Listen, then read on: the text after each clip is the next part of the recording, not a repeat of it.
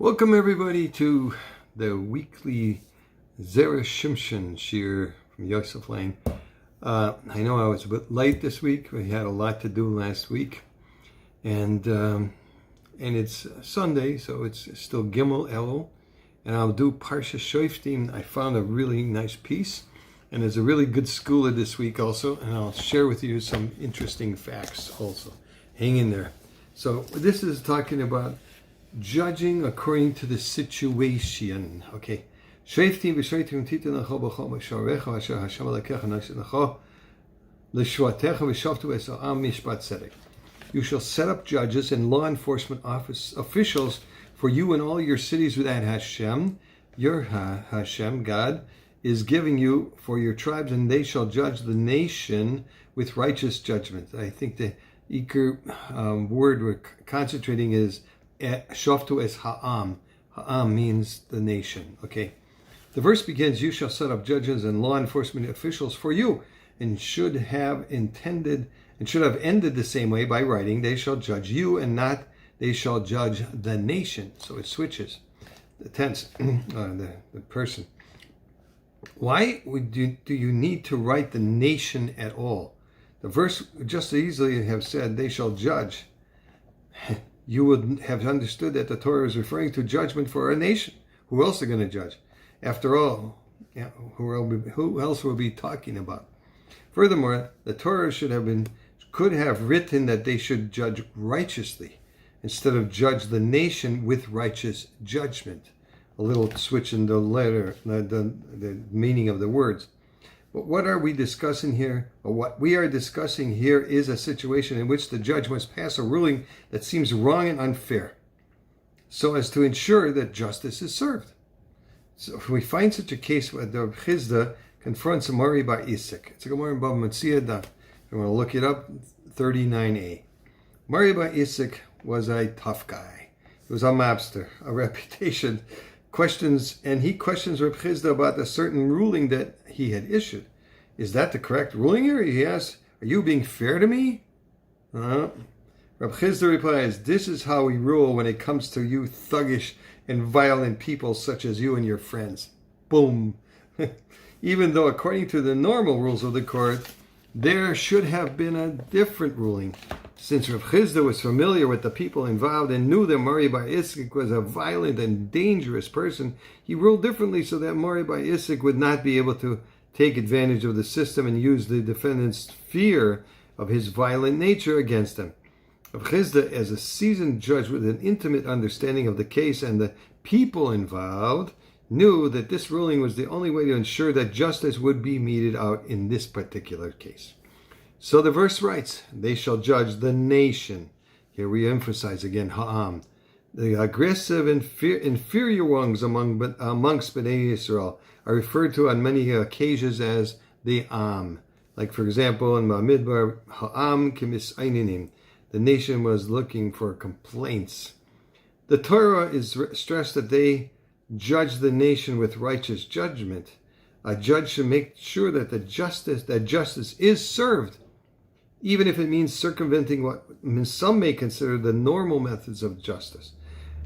Because the most important thing is that justice is done, especially when dealing with people who intimidate others and know how to get their way.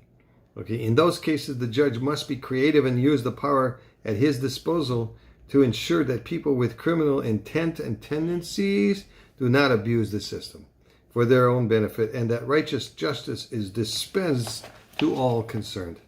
On a similar note, we find a halacha in the Ramah and Shulchan Aruch and Choshen Mishpat 15 and it's in number 5, that if it appears to Beis Din that someone stole, but they have no halachic way of forcing the thief to return the stolen object, the Beis Din can decree that no one in the Jewish community should do business with the thief. And that is alluded to the words that judge the nation, when Beis Din rules that no one is to have any business dealings with one of the sides due to their being willfully in the wrong. Beis Din's ruling is incumbent on the entire nation The court's insistence on fair judgments and consequences for those who ignore their rulings will bring about righteous judgment for the nation. Okay, that's a Zera Shimshon. Now, there is a segula today, and it comes with an interesting footnote. If those that have followed the Yartzeit Yomis. Okay, it was, now read this, and this is from Benjamin Pashkas. Okay, it was just before the 6th of Elul.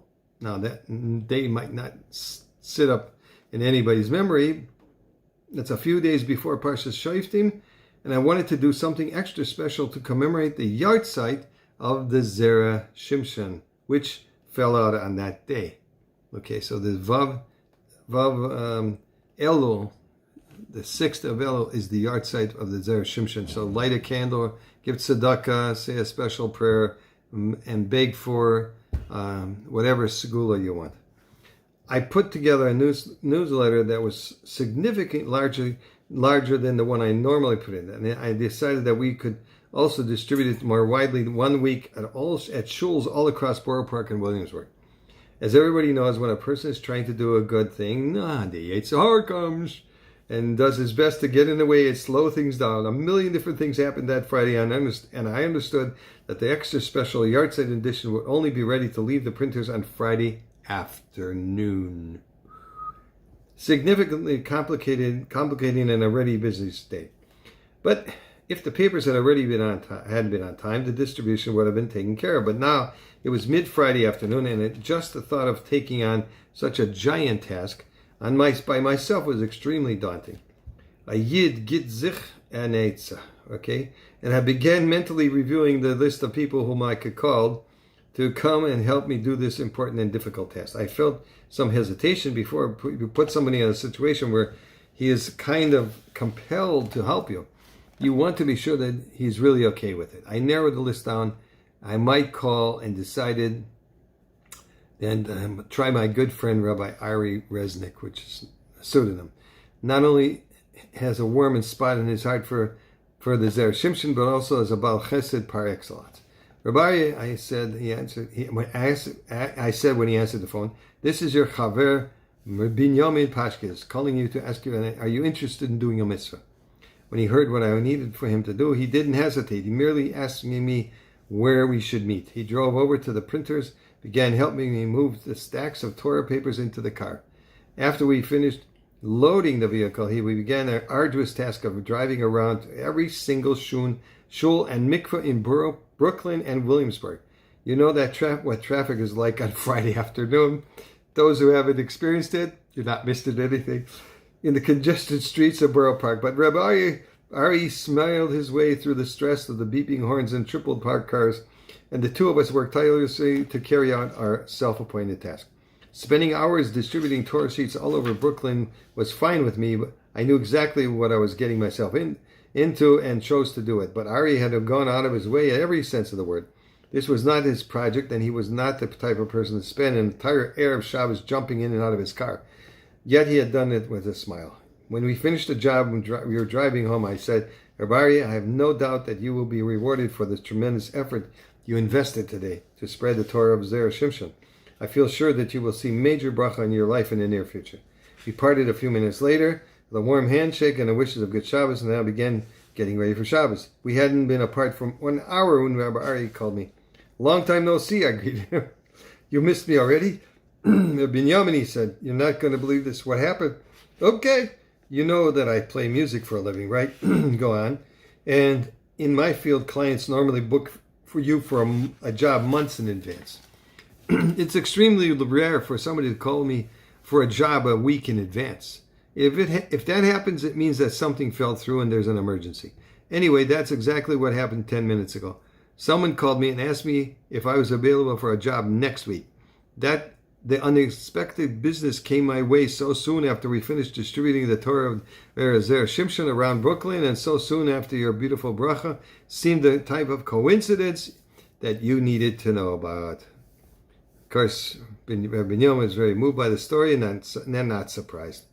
It was par excellence when it came to Zera Shimshon, par for the course when it came to Zera Shimshon, especially since the incident took place on his yard site.